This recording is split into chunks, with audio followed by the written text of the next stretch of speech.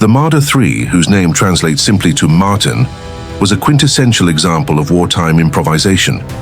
It was not built on a German chassis, but rather on the robust, reliable chassis of the Czech-built Panzer 38T, a light tank that had become obsolete in frontline combat.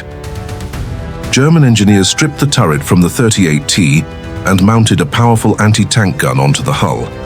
The result was a vehicle with exceptional firepower for its size. The initial models, designated Marder III version H, used captured Soviet 76.2mm divisional guns. However, the definitive variant mounted the dedicated German 75mm PIK-40, turning the light chassis into a deadly mobile artillery piece. The Marder III sacrificed protection for mobility and firepower. Its greatest asset was the PIK-40 gun, which could defeat almost any Allied tank at standard combat ranges throughout 1942 and 1943. This made the Marder III a crucial lifeline for infantry units and a constant threat to enemy armor on every front. However, the Marder's crew operated in an open-topped fighting compartment, protected only by a thin, three-sided armor shield.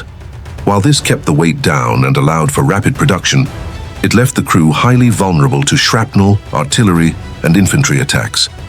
It was a true glass cannon, deadly to attack but fragile when hit.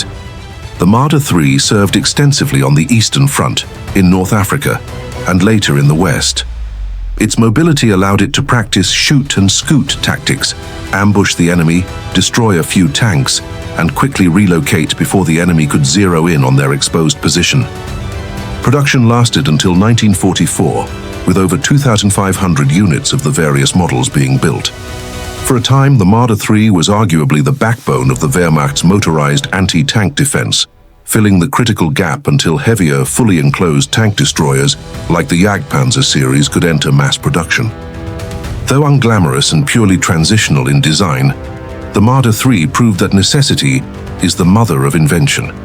It represents a brutal, practical solution to a battlefield crisis. It wasn't the tank Germany wanted, but it was the mobile anti-tank hunter they desperately needed, a relentless, necessary predator on the battlefields of World War II. Thank you for watching.